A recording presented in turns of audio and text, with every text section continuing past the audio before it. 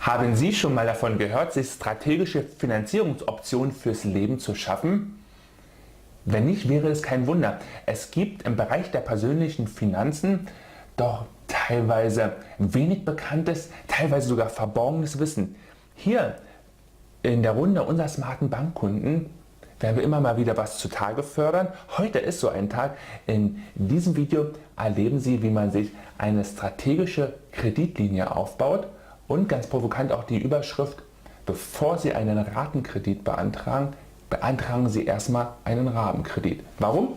Hier im Video und vor allen Dingen für diejenigen, die sich für praktische Beispiele interessieren. In diesem Video haben wir zwei Beispiele für Sie vorbereitet. Einmal von einer Person, wo es gerade aktuell ist, und einmal bei einer Person, wo es schon 5 nach 12 ist. Und wir haben eine Lösung auch für den Fall, wenn das Kind schon in den Brunnen gefallen ist.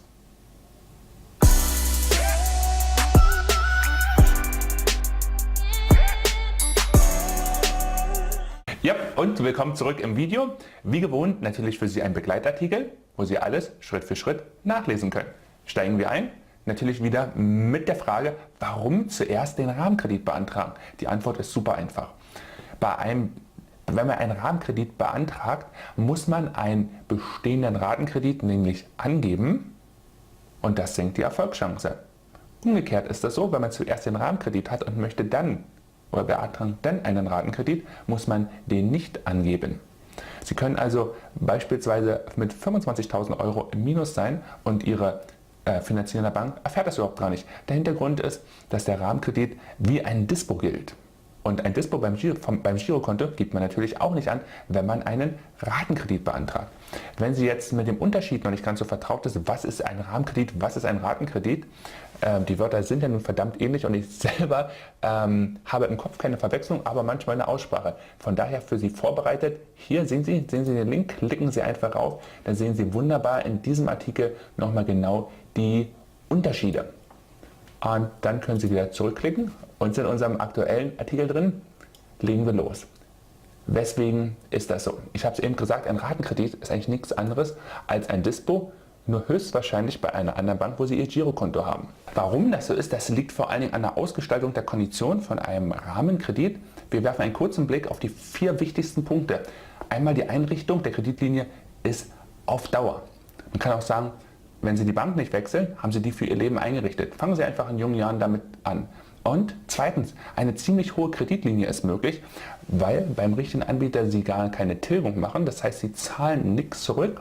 Sie können natürlich jederzeit zurückzahlen. Sie können auch jederzeit sofort zurückzahlen. Sie können auch einen Zahlungsplan erstellen, aber Sie müssen es nicht. Sie haben die Freiheit, nur den Zinssatz zu zahlen. Und wenn Sie denn mal auf unsere Tabelle hier schauen, werden Sie feststellen, wie günstig das ist. Wenn Sie sich 1.000 Euro borgen, zahlen Sie in einem Monat dafür nur 4,86 €. Wenn Sie jetzt mal auf 10.000 Euro rüberrutschen, einfach nur die Kommastelle rutscht auch eine Ziffer rüber, für einen knappen Fuffi im Monat haben Sie 10.000 Euro zur Verfügung.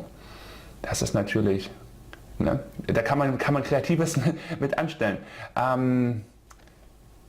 Es kann auch sein, dass Leute, die nicht die Bonität haben, einen Ratenkredit zu bekommen, weil dort die Tilgung mit drin ist, trotzdem die Chance haben, einen Rahmenkredit zu bekommen, obwohl der Rahmenkredit vom Zinssatz manchmal etwas teurer ist als eine Ratenfinanzierung. Eine Ratenfinanzierung, das muss man wissen, ist für eine Bank immer ein super Geschäft, weil man nimmt einen Schlag Geld auf, zahlt es ratierlich jeden Monat etwas runter, bis es dann hier auf Null kommt.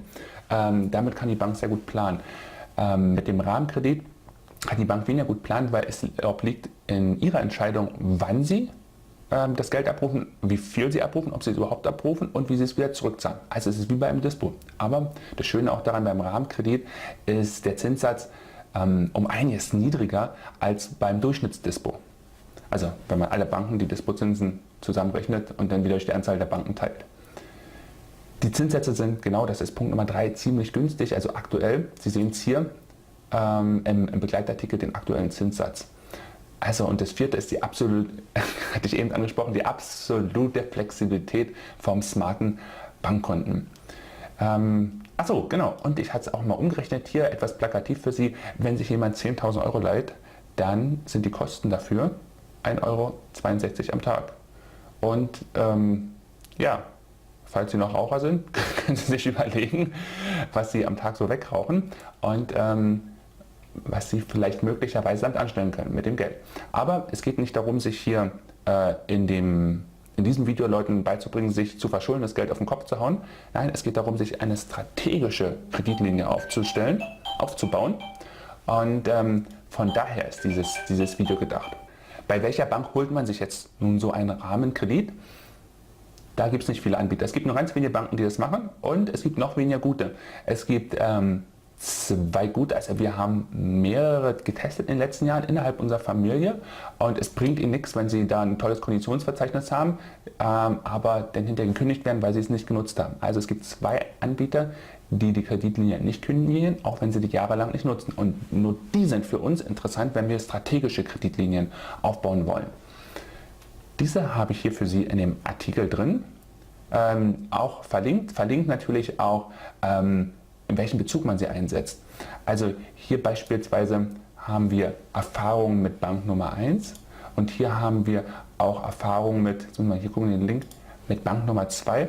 Das sind nicht nur unsere eigenen Erfahrungen, sondern Sie wissen ja, bei uns tummeln sich viele smarte Bankkunden, die uns auch helfen, diese Inhalte für Sie zu produzieren, die selber getestet haben und ihre Erfahrungen mit uns teilen, mit Ihnen auch teilen. Und hier haben wir auch den Link, wie Sie Schritt für Schritt den Rahmenkredit beantragen, wie Sie da durchgehen. Und wenn Sie da Fragen haben, finden Sie natürlich auch, ich scroll weiter runter, Sie sehen es ja, wie viele Inhalte da für Sie schon vorbereitet sind, finden Sie unsere Community, die sich gegenseitig auch über die Kommentarfunktion mit Fragen und Antworten hilft. So. Ja, das ist übrigens die Bank, die am meisten Rahmenkredite aus unserem Bereich hier überhaupt genehmigt. So, gehen wir einen Schritt weiter, das ist der strategische Aufbau dieser Kreditlinie. Also es macht Sinn, die jetzt zu beantragen, egal wo Sie jetzt stehen, auch wenn Sie das Geld noch nicht brauchen. Am besten natürlich immer in guten Zeiten, weil wenn Sie erstmal in schlechten Zeiten sind, dann ist es schwierig, eine gute Kreditlinie zu beantragen. So.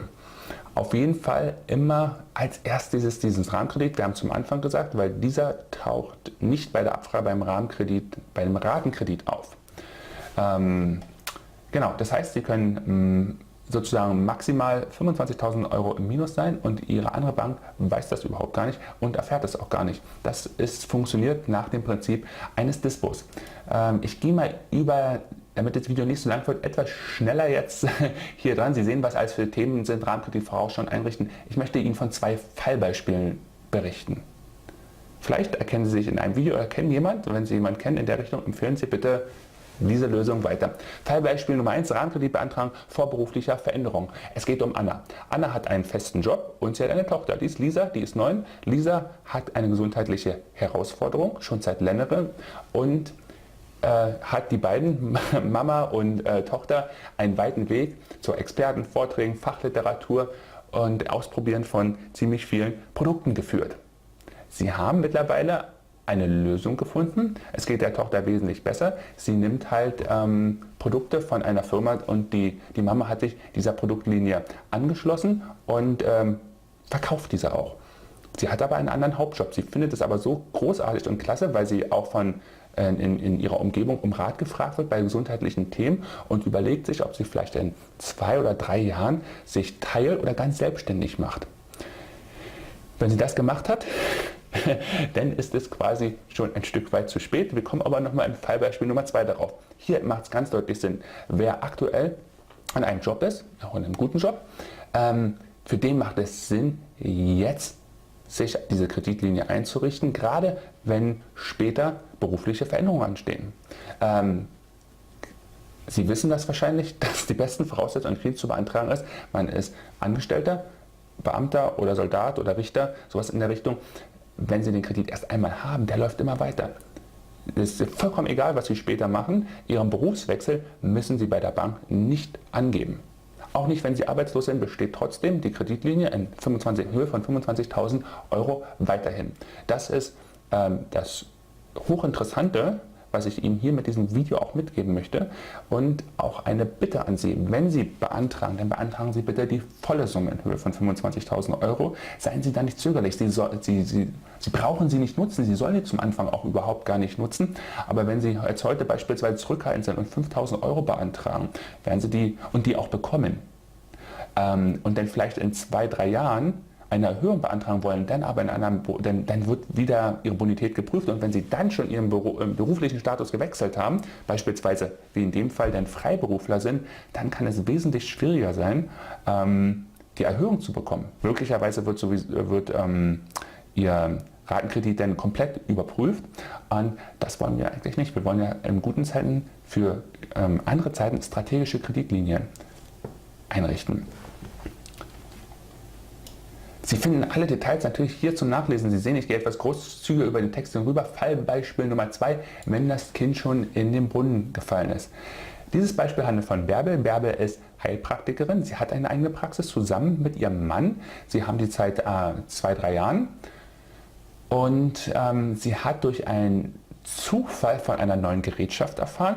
Einer Gerätschaft, die ursprünglich aus der Raumfahrt Technologie kommt und ganz bemerkenswerte Ergebnisse liefert. Wenn sich dort Leute behandelt werden, in Form einer Entspannung, dann reagieren sie wesentlich besser und nachhaltiger auf die Anwendung vom Heilpraktiker. Sie möchte auf jeden Fall so ein Gerät kaufen, um diese Gerätschaft in der Praxis aufzustellen, um ihren Kunden besser helfen zu können. Diese Gerätschaft kommt aus der Raumfahrtindustrie, ist also nicht ganz günstig, und sie benötigt dafür eine Finanzierung. Bei ihrer Hausbank hat sie da schon, also erstmal hat sie natürlich mit ihrem Mann alles durchgerechnet, selbst wenn diese Gerätschaft nur zu 30% ausgenutzt wird, wird sie es mit Leichtigkeit schaffen, innerhalb eines überschaubaren Zeitraums alles wieder zurückzuzahlen. Ihre Hausbank hat aber abgelehnt. Musste vielleicht sogar ablehnen, weil die beiden sind Freiberufler, haben eine Unternehmung, die jünger ist als 3 Jahre. Das heißt, was dort an Geld reinkommt, ist recht schwierig zu nehmen, um das als Einkommen zu werten, um eine Finanzierung hinzustellen. Das kennen viele, die Freiberufler und Selbstständiger sind oder seit kurzem sind, die sich vielleicht auch schon mit Existenzgründungskrediten rumgeschlagen haben. Hier lässt sich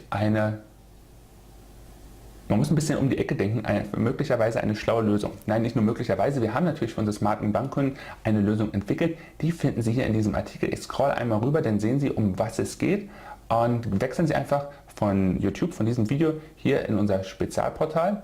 Und ich kann Ihnen nur sagen, mit dem richtigen Hintergrundwissen ist jede Finanzierung einfach. Praktikable Lösungen finden Sie bei uns auf dem Spezialportal, werden Sie auch erweitern können über die Kommentierung. Die Kommentierung, das gehen wir nach unten hier. Hier finden Sie auch bei sich dann ein Kommentarfeld. Stellen Sie Fragen, bringen Sie Ihre Erfahrungen mit ein. Unter diesem Video finden Sie natürlich wieder Links zu weiterführenden Artikeln. Hier geht es auch um den Rahmenkredit. Hier ist die Anleitung. Da gibt es nochmal die Erfahrung zum Rahmenkredit, und hier zum Teil 2.